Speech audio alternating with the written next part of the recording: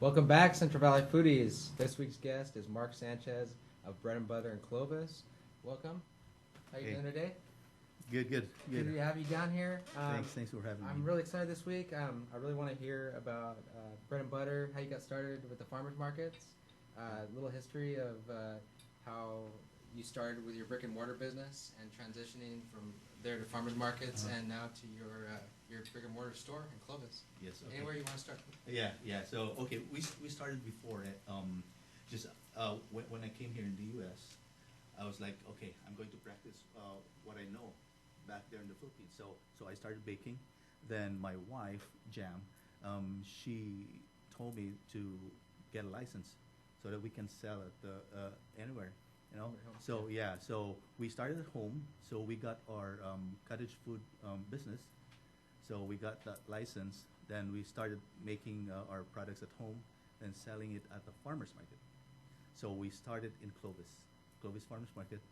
Then we went to VA hospital and Valley Children's Hospital. Then Oh, you got linked up with the hospital? yeah, You able to sell the your stuff hospitals. there? Yeah. So okay. Then we met this guy, and he told us to go to his markets. So we went to River Park Farmers Markets. Then all now we're all over like Fresno, Yeah. like farmers markets. Yeah, you guys have kind of a good following. I follow your guys' accounts on Instagram and, Yeah. and Facebook, and you guys have a real Thanks. engaged audience, a lot of well-known followers. People know you, and you got developed with the farmers markets and the VA now, and it seems like they're all coming towards your shop now. Yeah. Yeah. It was so that was a blessing for Yeah. us because it was so hard for like for us if I do business in a brick and mortar without the farmers market. So a farmers market helped us a lot.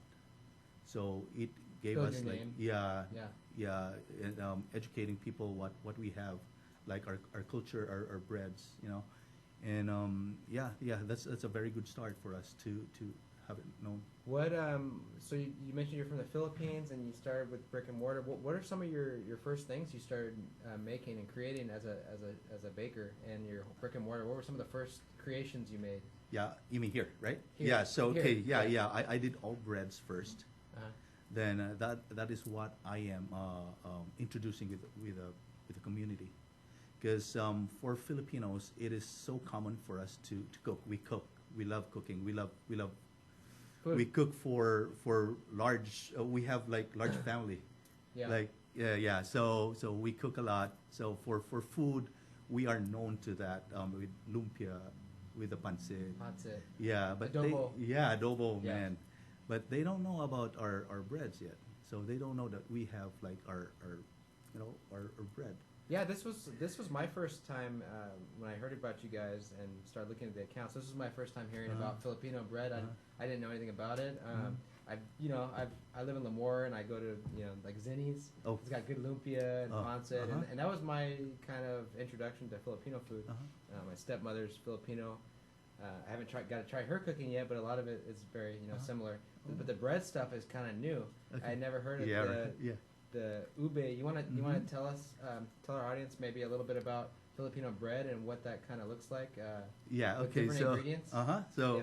this is so funny because when we introduce our breads to other cultures, they would say that's not bread. That's dessert. That's pastry. I said okay. So this is a bread based pastry, but the filling. So we are all into fillings. Like Filipino breads are sweet.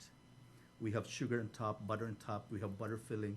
We have vanilla filling. Those are the common ones. But we also have our authentic one with the ube. We also have taro.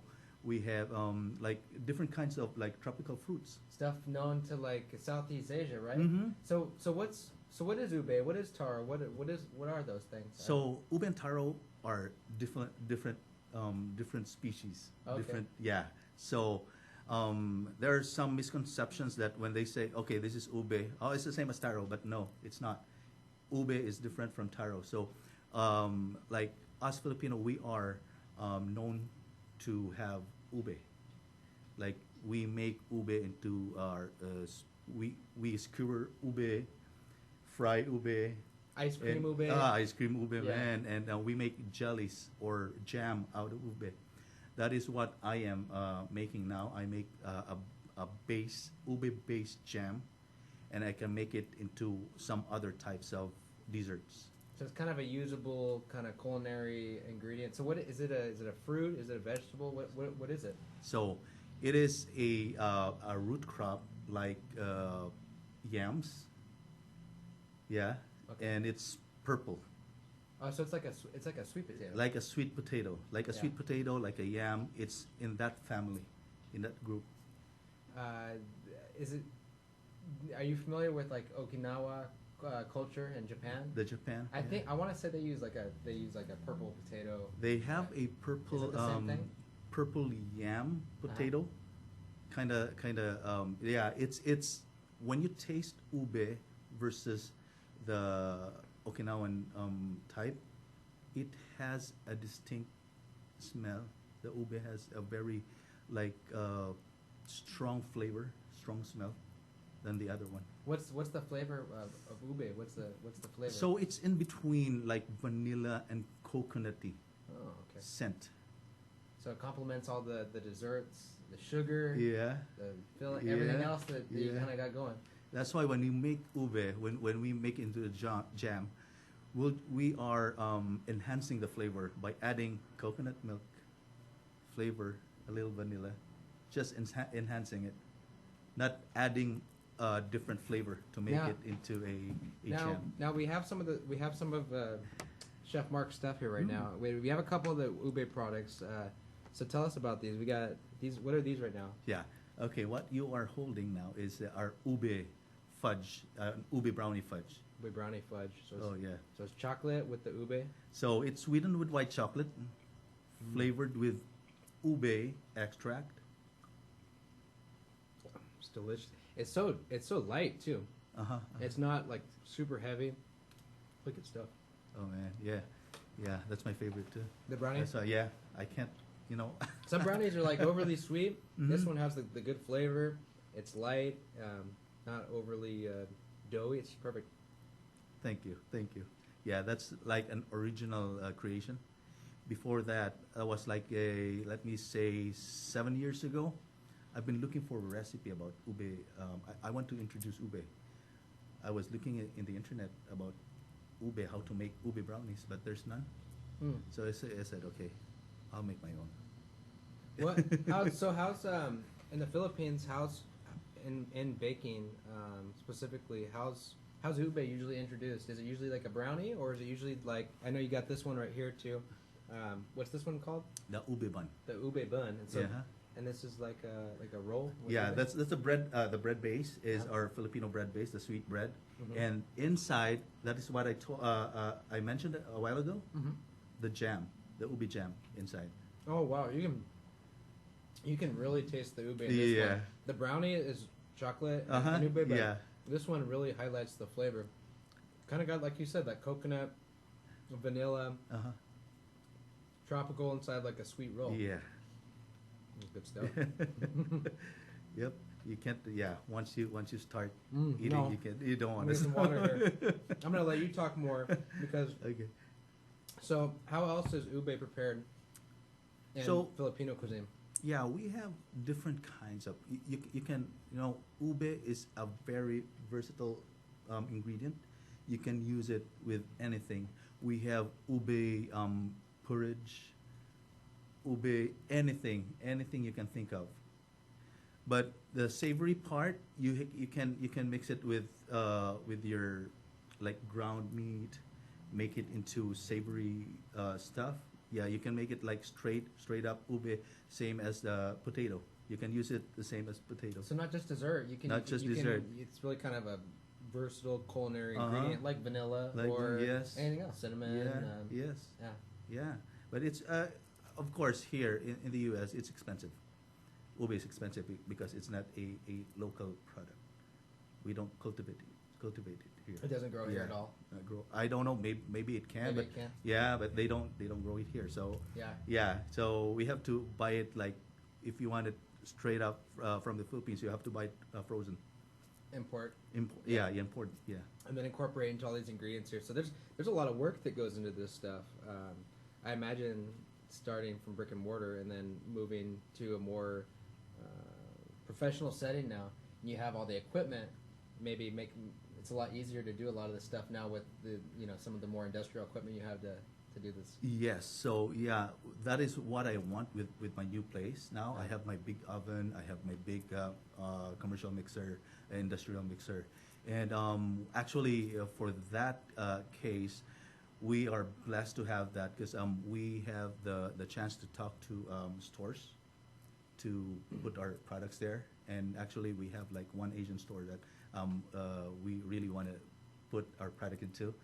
Yeah, to the place. Stuff? Yeah, carry your stuff. Then they told us to start our That's great. business there. Yeah. So yeah. you can get connected to not just so still doing farmers markets, correct? Yes, we are still doing the farmers market. Those are our we are blessed to be with that group. So yeah, we're still doing that. So it has having the brick and mortar and then doing the stores. Has that brought on a whole new customer basis? Maybe.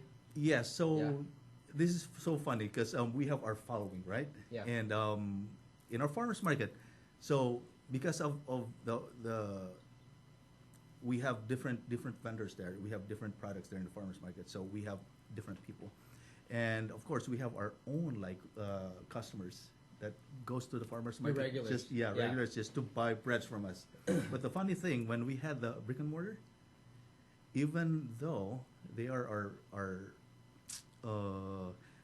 they go there just for bread. They don't go to our brick and mortar. They just want us to go to the farmers. They just want to go to the farmers market. Yeah. Get that right. And they'll just call us. Can you deliver? I said okay. Yeah. Okay. We just deliver. So what's the best way to get your products? Go to the farmers markets. We can go down and see your brick and mortar. So where's your brick and mortar at? So the brick and mortar is at Fresno and Gettysburg. So it's at the corner, across Fish and Chips, but behind the building on the corner. So we are like kind of hidden. So if you see the Sammy's quick hidden gym. Hidden gym. Yeah, Sammy's Quick Mini Mart. It's behind that. It's in that compound. Yeah, you guys go check out Bread and Butter. Get on their Facebook. Get on their Instagram. I've been following it for a while. All their stuff looks amazing. I just tried some of the ube stuff. This stuff's great. What else do you got here? So what's this loaf right here? That is nice, our fresh, warm loaf. Our banana bread topped with the barista chocolates. What's the barista chocolate? Oh yeah, it's just a fancy name of like mini chocolates. Mini chocolate chips, like something they put on like an espresso or drink or something. That is what they put on top of cupcakes. Yeah. Again, everything's just so light, light, sweet, not too heavy, not good balance. Thank you, man. Thank you so much. So, how many years baking now do you have? Okay, so I'll give you like a short summary of my culinary adventure. So when I was young, I was left at home, and I was like 14 years old, and my parents called me that make some food. Mm-hmm. So that is where I discovered that I can cook, because I was just like taking some ingredients, blah blah blah blah, then cook it. Then I can cook this. That was my first cooking adventure, 14 years old. So then after that, so I ventured to meat processing. Mm-hmm. I do chorizos, longanisa. That is my first business there in the Philippines. Okay. Chorizo, longanisa, any meat product that you can imagine. So I did hot dogs, but it was it was a fail. I didn't make it like the way that I wanted to be. So, and after meat processing, I tried baking. So my first baking business was brownie. This brownie right here? Walnut fudge. Oh, walnut fudge. Yeah, a different one. I didn't bring it here, but walnut fudge brownies. Then I ventured into cakes. Then after cakes, I said, okay, I can do this. I can do business. So I did cakes and brownies for a long time. This guy's got a sweet tooth. You're right. So then I went to culinary school. And after culinary school, graduating culinary, and I took hotel and restaurant management. So I did that as my college degree. And then I work in a hotel as a pastry cook. Then then there. That's how I became a professional pastry baker. So you knew food, doing food processing early with meat, and then going from kind of home recipes. You knew that you wanted to be in food industry, for sure, huh? Yes. With all So, that, just- oh man. So my dad told me before I entered college that okay, take this course. I said no, I don't want to cook. I don't want to be a waiter. I don't want to do like food business. Yeah. 'Cause I want to be in a medical course or medical profession. But then it just went like that. Yeah. So Trial and error got into this path. No, you can't Yeah. stop destiny. And here we are, bread and butter. Bread and butter Clovis. You guys got a great following, brick and mortar, going into stores. And We farmers have market. farmers markets. We have, so their hours are posted on their Instagram and their Facebook and Google. And I was gonna say we have a little Asian variety store here in Lemoore. They carry Filipino products. Maybe one day you guys get down there. Maybe we'll see you in some other stores. Man. Yeah, so we have a lot of customers calling us to bring our products to Lemoore, to other cities. So, but Right. yeah, it's just me, my wife. So It's a lot to handle. yeah, I need to train more. So does she do farmers markets and you do the store? Do you both, or how do you guys share? Actually, yeah, she's my manager. She's your manager? Yeah, she's my boss. So She's the boss. so yeah, she does all of the paperwork. She called you, I set up the you meeting with her and text. everything. Yeah. So yeah, she does all of the numbers, the paperwork. So yeah, and I'm the machine. So Yeah. You do what you do and divide the labor. Makes Yeah. it easier on probably both you guys. What other? So you guys are known for the ube. What are some of your other popular items you're known for? Yeah, so we have the ensaimadas, which I was still baking before I came here. I said, okay, I can bring it there now. So Ensaimadas? ensaimada. So ensaimada is originated in Spain. So the ensaimada in Spain is a pastry like a quail pastry with powdered sugar.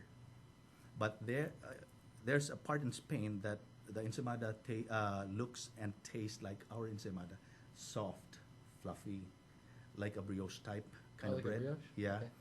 and topped with butter and sugar, not the powdered sugar, butter and sugar. Butter So I and said, sugar. okay, that's the same as ours. So Bread and butter. bread and butter. Yeah. Yep. And also we have the señorita bread. Señorita. So in the Philippines, señorita bread is a Spanish bread. Like I. Is think- that over here? Yes. Okay. that one. This is So señorita right here. that is Spanish bread. That's Spanish bread. And yeah, so that is very popular too. And our señorita, that's a new one. So it is a small version of the Spanish bread, butter and sugar paste inside. Butter and sugar. Now, is this how you got the name off Ye- one of these? The Spanish bread. Yeah. This is what your brick and mortar's named after? Okay, so the bread and butter. Oh my god. So good. Yeah, the name bread and butter came from a bakery there in the Philippines, which me and my wife favorite bakery. Mhm. So that's why okay, what would our bakery's name be? So okay, it's just simple, bread and butter. That's our favorite bakery. So bread and butter. Two of the best things in life, Oh, right? man. Right, Foodies? So my other question for you is, you're also known for your pandesal. Is that correct? Pandesal. So Now, what's pandesal? pandesal is I'll call it our national bread. National bread. Because in the same Philippines? as they have the baguettes, they have the bolillo. The Spanish have the bolillo. Americans have the baguette, or French have the French, baguette, huh? French, Yeah. yeah, baguette. We have our pandesal. So pandesal is our dinner rolls, which we eat with everything? Everything, yeah, everything. Good to just like this is your side bread with your meal. Yeah, Nice. yeah, and we also have our rice products. We have our carioca, rice, fried mochi balls with yum. with caramel on top. So it's a good variety of stuff. You got the dessert stuff, you got some savory stuff, kind of a little bit of everything, introducing different elements of Filipino cuisine. Is there anything else you want our audience to know? It's just our schedule. Our schedule's there in our Instagram, Yeah. Facebook. Ours are and there. Check 'em out. We Look have our River Park, right? And, Look on the Instagram, Facebook. Well, just look at the images. My screen right here is not the best at showing some of these beautiful colors, but beautiful stuff. Tastes amazing. Thank you. Go see Thank Chef you. Mark. Get a cup of coffee. You got coffee down there? We have coffee. Get some coffee with your bread and butter, and go visit these guys at the farmers markets and the brick and mortar. Thank you. Chef Thank you. Mark, thank you so much. Thank you.